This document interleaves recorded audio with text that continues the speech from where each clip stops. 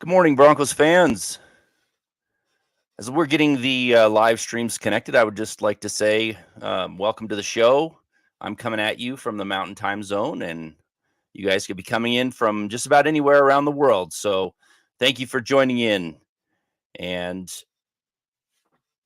I'm Thomas Hall, and this is the Legends of Mile High. It's a podcast that blends Denver Broncos current events with a historical perspective. And as always, the goal is to keep the franchise alive, historical part of the franchise alive, even in the minds of the most recent of fans. And we will conclude the show today with the Mile High Legend. Got a good one coming at you. It's the talking about the perseverance of Gene Mingo.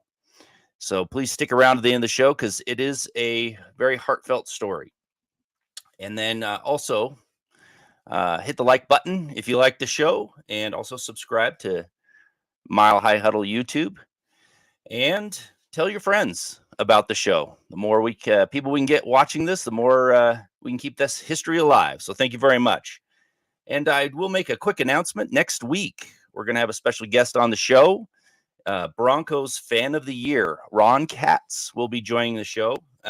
He's a longtime Broncos fan, has some great stories, and a very staunch supporter, one of the biggest supporters of Randy Gradishar for the Hall of Fame. And that is a good topic to jump into real quick this morning, as the Hall of Fame just announced the semifinalists for both the coaches and contributors and senior pool candidates. The great thing about this year is they're going to put 3 senior candidates in this year, which it's been one for the last couple of years. So there's a good chance that some of your favorites might make it in, which is great. So before we get into that, let's check in with the chat this morning. We got Dale Fleming checking in, saying good morning to myself and to Scott. Thank you, Scott, for being behind the scenes. Appreciate your hard work, and appreciate you, Dale, for coming in this morning, being in here bright and early. Thank you very much. Great supporter of the show. See you here just about every morning, so that's wonderful. And then Jamal Killings, I have not seen you on here before. Morning Broncos country. Thank you for joining. It's wonderful to have you. Dom's checking in again. Thank you. I've seen you pop up a few times. I appreciate your support. Thank you for supporting the show. Coming in from Facebook. And Clayton Huron. Morning. Well, morning to you, Clayton. I appreciate you checking in this morning.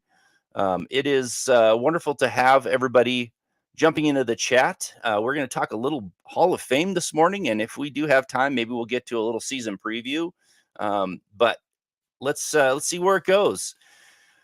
So obviously the 3 Broncos that have made the cut, which is kind of surprising to me, that more didn't make the cut. But Randy Gradishar, I mean, this is his year, I believe. He's deserving of the Hall of Fame. He should have never made it to the senior pool. I mean, it's ridiculous that he has waited this long. One of the best inside linebackers back when inside linebackers were the heart of the defense, and part of the Orange Crush defense, which is one of the best defenses of all time. I mean, the guy has the credentials to make it.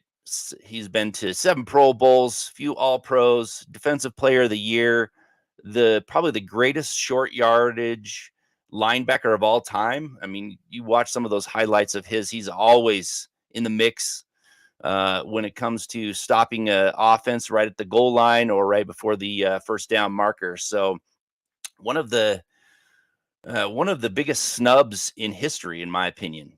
And also we have 2 coaches, Dan Reeves and Mike Shanahan. Both, in my mind, are deserving for the Hall of Fame. I think Shanahan has a little bit better shot than Dan Reeves does, but Reeves is one of those coaches that get overlooked for actually how good he was. And I know that people have a little bit of a distaste for him for what he wasn't able to do when John Elway was young and Shanahan was able to do it. But Reeves put together some incredible staffs, and he was a great leader. And that's what a head coach is all about. It's not necessarily about the X's and O's all the time. It's about, can you put together a team that can get out on the field and make it happen? And he did. He went to 3 Super Bowls with the Broncos, went to another one with Atlanta Falcons, turned that franchise around, turned the Giants around, and really made a great success. Started off, Pat Bolin's career as the owner with some great teams back in the early '80s. And then Shanahan, of course, back-to-back Super Bowls. I think what has hurt him maybe was going to Washington to coach. Didn't have a lot of success there. Did get to the playoffs, and which was a pretty good feat for Washington, in my opinion. They have been one of those teams that barely get to the playoffs once in a great while. So I think that was a pretty good feat with a rookie quarterback in RG3. So I don't know why they knock him so much, but if you put his career accolades with the Broncos next to Bill Cowher from the Steelers, who's already in, a little bit of a surprise getting in early as he did. Shanahan's has a better overall resume when you look at just the Broncos. So he's probably going to be a candidate soon for the Hall of Fame. I think this year you're probably going to see Don Coryell get in because he's been a snub for quite a while.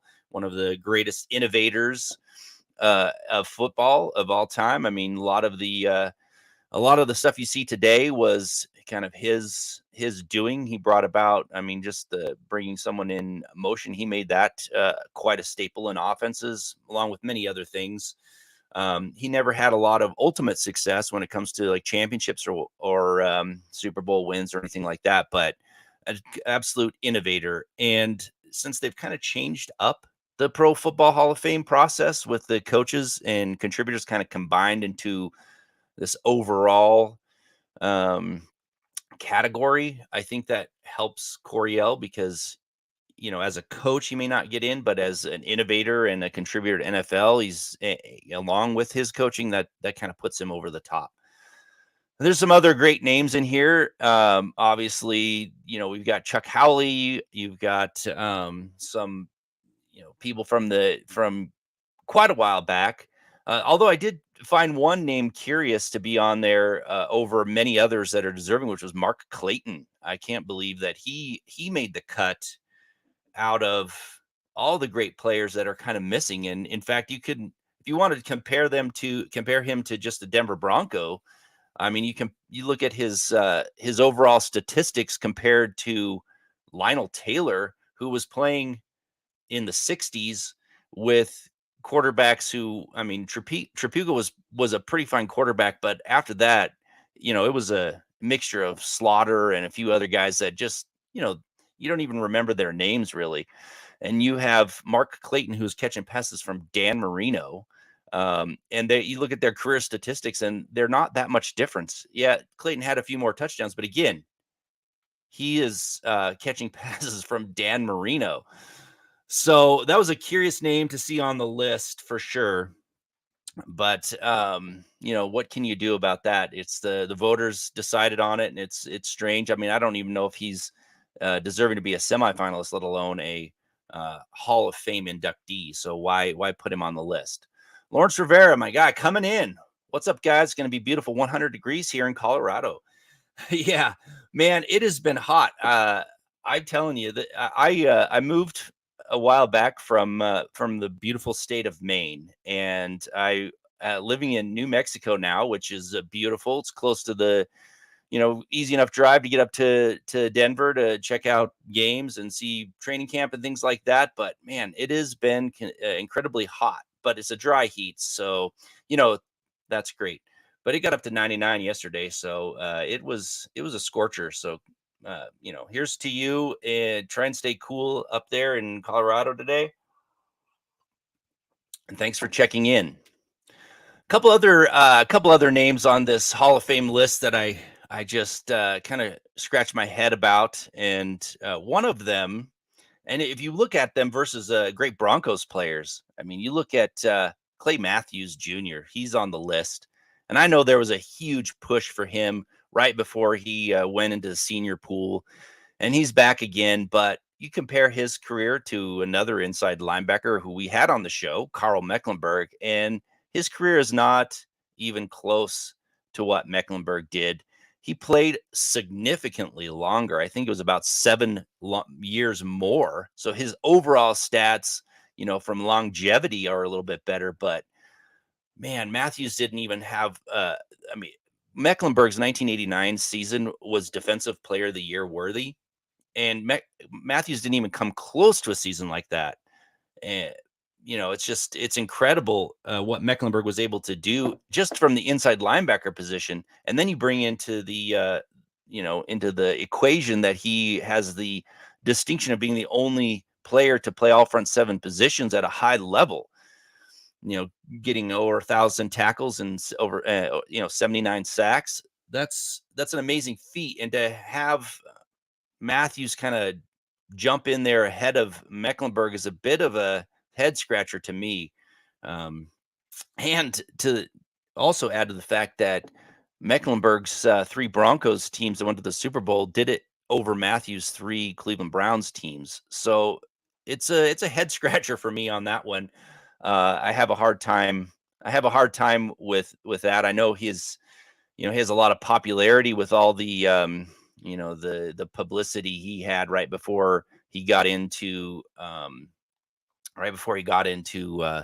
the senior pool with his daughter doing a push for his candidacy. And I'm not saying Matthews shouldn't be in. I just have a hard time when it comes to these semifinalists getting the nod before more deserving players. And Mecklenburg, in my book, is more deserving than another inside linebacker, which is Clay Matthews Jr. But again, I mean, it is up to the voters. They have their process. Sometimes I think it is a little bit broken at times. I think there's it's a lot of who's the hot name right now. I mean, you don't see many people in this semifinalist like Ox Emerson. He should definitely have been. He's an old timer. Why is he not getting any sort of buzz or any sort of recognition? So I don't know. I mean, I'd like to hear some of your thoughts in the chat about the Hall of Fame and some of the names that came into the senior pool, and some of the Hall of Fame names that you hope to see get in at some point, and we can discuss that. Going to check back in to the chat. Michael Ronquillo, thank you again for being a great supporter of this show and many of the Mile High Huddle shows. We really appreciate you checking in from Facebook. Good morning, Thomas Hall and Legends of Mile High. Let's ride and go Broncos. Michael, I appreciate that. I appreciate you being here. And on every show, Mile High Huddle, it's amazing the amount of time that you're able to put in to listen and support us. And we thank you very much. And good morning to you. And this season is going to be a great season. And I think Denver Broncos country is going to be very, very happy. Travis Weber is checking in from Facebook. Good morning. Here's hoping Randy Gradishar, Shanahan, and Reeves gets in. I can't believe Kraft is in the mix. Yeah, I think it's Gradishar's year. I think he's been snubbed long enough, and I think the voters realize that it is time. This is the year, especially when you got 3 senior candidates that can get in there. Robert Kraft being in the mix is it's a bit early for me. I mean, they made Bolin wait quite a while to get in. He should have gotten in before Jerry Jones, in my opinion, with his ability to what he did and what he did for the NFL. I don't know what Kraft has done for the NFL really to make it that much better, but I mean, he put together some amazing Patriots teams, so it's hard to deny that sort of success as an owner. The Patriots had the best run in NFL history over the last 20 years. So, a lot of that has to do with Belichick and Brady being together at the right time. Both are Hall of Famers, and, they're going to put Kraft in at some point, and, there's not much we can do about it. But I think there could be some other more deserving contributors going into the NFL over him for a while. I mean, he's got time. He can wait a few more years, in my opinion. So, we got Dom is checking in again. Tom Jackson needs to be in the Hall of Fame, and Rod Smith. Yes, both of those players are in the top 15 countdown that I've been writing for that people who Broncos players who belong in the Hall of Fame. Tom Jackson and Rod Smith will probably never get in, unfortunately. Tom Jackson's been forgotten about as far as a player goes. I think he's got a case. He's a borderline case. The problem is we have so many Broncos that are not in the Hall of Fame that we're arguing about that should have been in a long time ago, that so we could argue about the Tom Jacksons of the Broncos world and make a case for those people. But Randy Gradishar and Mecklenburg, these, Lionel Taylor, Goose Gonsolin, they're all deserving to be in the Hall of Fame, and we're having to make these arguments when they should have been in long ago. Unfortunately for Rod Smith, it's just the amount of time that it takes, the amount of time passes for him, the farther he gets pushed down the overall stats list, and he's just not going to be in the eyes when he gets pushed down to the probably the 20th in all-time career stats. But if you look back when he retired, he was in the top 10 easy. And he there was a couple years in there in the early 2000s where he was the best wide receiver in the league. Even when you have Randy Moss, Terrell Owens, and players like that, his statistics that those 2 years in the early 2000s were incredible. So he's deserving of it, but he's not going to get in, and that's a bummer. I mean, he's one of my favorite players of all time, and he had a heart of gold. Should have should get in on Heart Alone. I remember him chasing down Julius Peppers on that long interception or fumble recovery. I can't remember if it was interception or fumble recovery against Carolina. And after the fact, people asked him, why did you put so much effort in? And he was like, that was my last play in the NFL. Would I want it to be remembered as that I or me myself remembering that I didn't do everything I could. So that's quite amazing. A lot of people, players don't do that. And Rod Smith always gave it his all. So it's unfortunate that he's probably never going to get in, but keep your fingers crossed, knock on wood, whatever it takes, rub a lucky rabbit's foot, whatever, maybe he will get in. But my guess is he's going to be in the senior pool and then forgotten. Dan Hall, fellow Hall, I have not seen you on here, coming in from Facebook. Thank you very much. Hello, Mr. Hall. Great job, coming to you from Rhode Island. Broncos fan since the 80s. Excited for Shanahan, Reeves. More deserving than Cower, Jimmy Johnson. Yeah, I mean, I think Shanahan has a better resume than Cower, other than his stint at Washington. So definitely, Jimmy Johnson, I felt was kind of a snub. He put those teams together. Jerry Jones was just there along for the ride in the 90s. Jimmy Johnson did that, and put that team together so Switzer could come in and win a championship. So I mean, he is definitely a deserving candidate. I think they all are, but it's just unfortunate to see some people get the nod for some reason over others a little sooner. I think Shanahan gets in. Reeves passing may have that element. We've seen that a lot of times where a player or a coach or a contributor passes away, and then they start to get more Hall of Fame buzz and get in. And we saw it with Ken Stabler recently. He had he was kind of a long shot for a while, and then he passed away, and then he was in the Hall of Fame. And I actually believe he was deserving of the Hall of Fame. It's just, the problem is there's so few spots, especially in the senior candidate pool, to get everybody in. So it's going to take a while, but I think a lot of the voters early on had a hard time with some of the like Gradishar. They pushed them down into the senior pool when they should have done it. And a lot of times they would get their 5 inductees or 5 finalists, and they would vote on it, and some of them didn't make it for whatever reason. And now you don't see that very much anymore, but in the 80s you would see voters like snub somebody that made it to the final pool, and they didn't get in, and it's unfortunate. So hopefully we can get some Broncos buzz going. Once Gradishar gets in, I think we can rally around some of these other names. You've got Louis Wright is in the senior pool. He's deserving. Mecklenburg, like I said, Gonsolin and Lionel Taylor all need to get some buzz going. I think they're all deserving. I mean, Lionel Taylor created history in the 60s in the AFL. You can't write the story of NFL history without him. First person to 100 receptions, and most of his reception totals during that time were still in the top 15 of anybody, clear up into 1990. So was an incredible feat for the 60s. So, and I know the AFL, they talk about how much they passed more, but over the course of the AFL, and you look at the numbers, the passes per game were actually pretty close to the NFL. So I kind of disregard that particular talking point.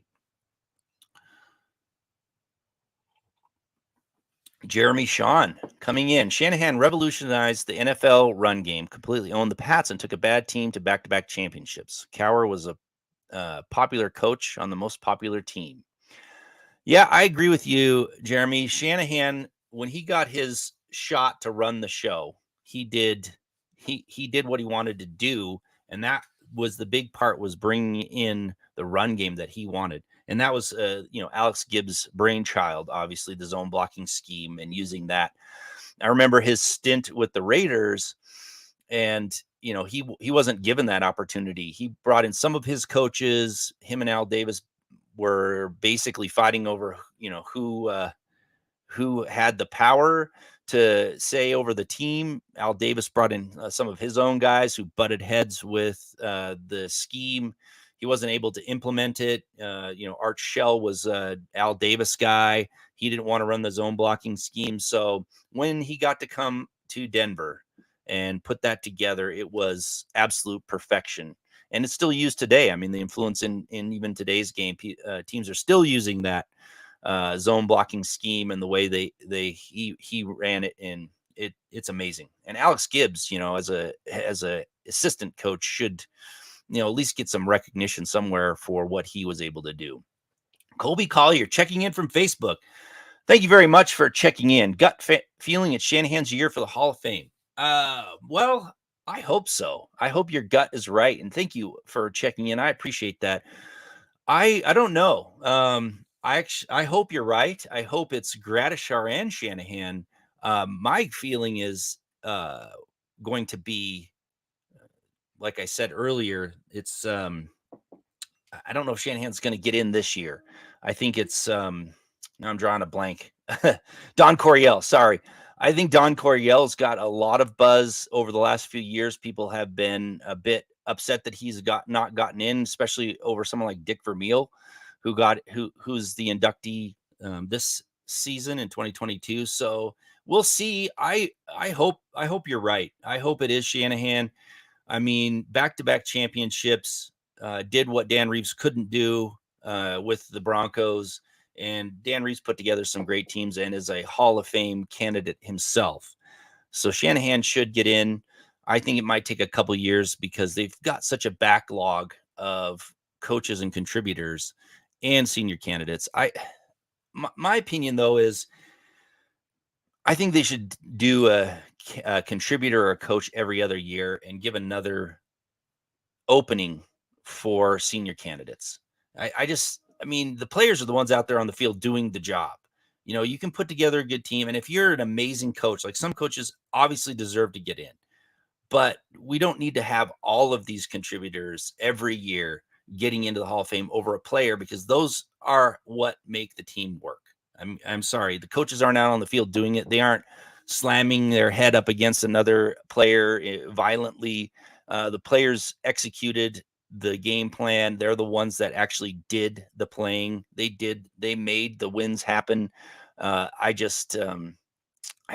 feeling is it should be more players and less contributors, but that's not how the Hall of Fame feels. So, I mean, we'll see. We'll see what happens. I hope you're right. I hope it is Shanahan's year, but my guess is there's going to be some sort of, kind of compassion for Dan Reeves, so he may have a shot. But I really think Coryell might get in, but who knows? I actually think it's going to be, if I was to guess, it's going to be Gradishar, probably Chuck Howley, and then some surprise on the senior pool. I hope it's not Mark Clayton, but maybe some surprise that people are just like, whoa, I can't believe this person's getting in. And then I think it's Don Coryell. But, my predictions are oftentimes wrong, and oftentimes it takes a couple years for them to come true. So I don't know. We'll see. We'll see how it goes. There's a lot of good names on the list, though. I mean, a lot of deserving people, and I hate to be the guy that argues why somebody shouldn't be in from the list. Many of them are deserving.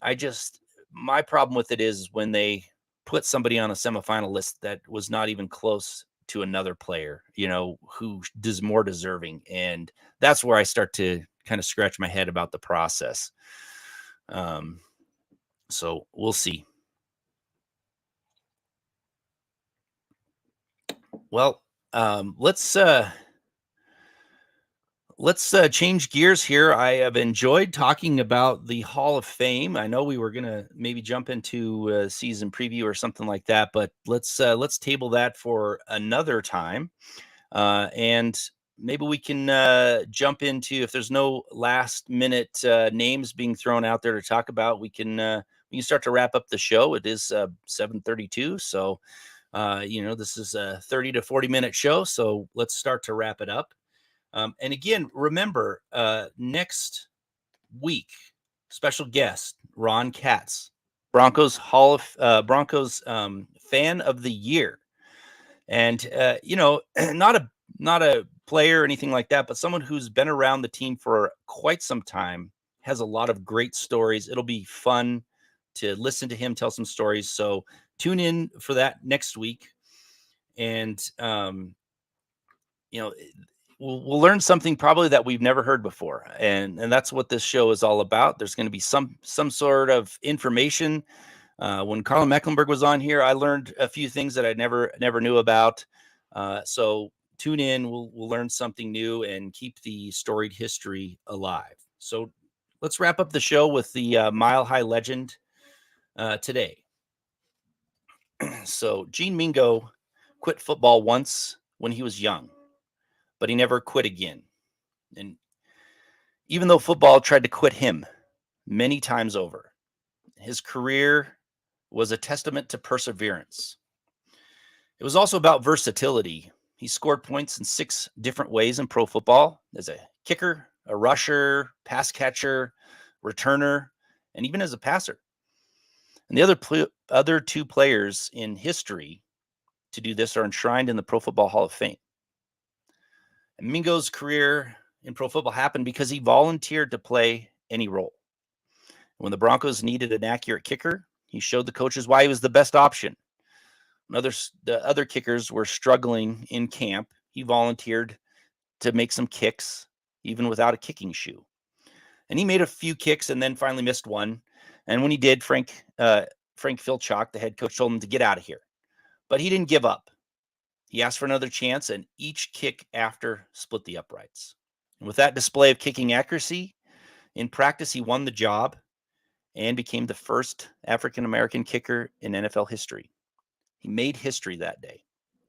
And even in his first professional game, the team's return man got injured, and Coach Filchak told Mingo he was going to be returning punts and kicks.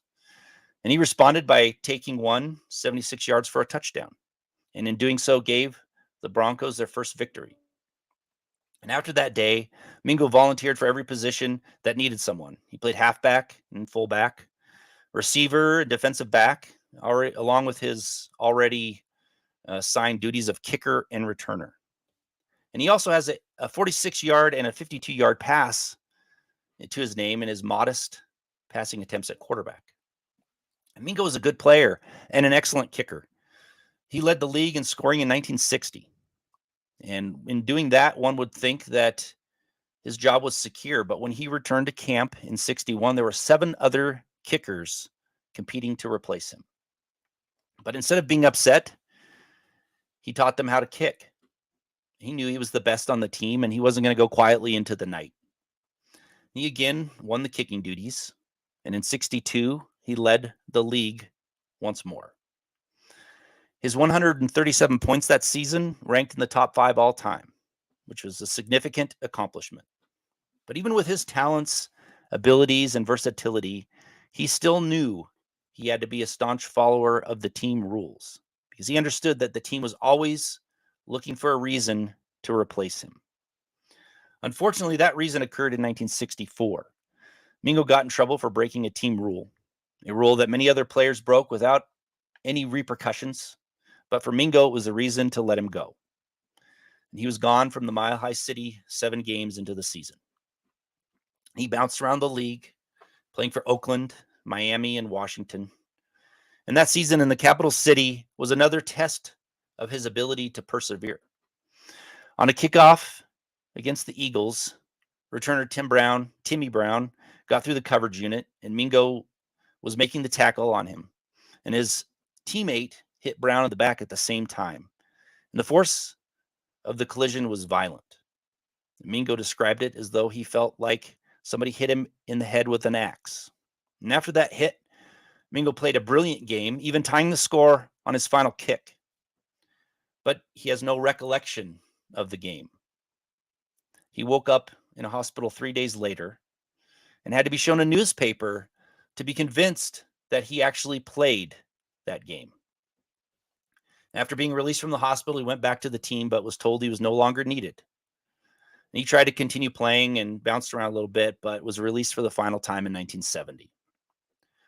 What drove him all those years goes back to when he was 13 years old. His cousin Dean and he were inseparable back then, and Dean was a good football player. They were best of friends, and he asked Mingo to play football on the team with him.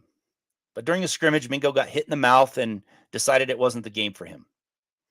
So he quit the team. But fate had other plans for Gene Mingo. In a horrific dog bite accident, his cousin Dean passed away.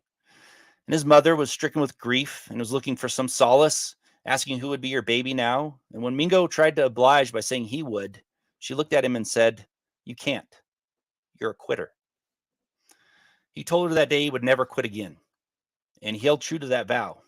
He never quit, even though football tried to quit him many times. He never quit, even when he didn't even know that he was playing in a game. He played football until football finally said to him, "You're no longer welcome." Mingo's perseverance made him a Broncos legend and created NFL history. And that is your Mile High legend. Thank you for joining, and have a great day, Broncos fans.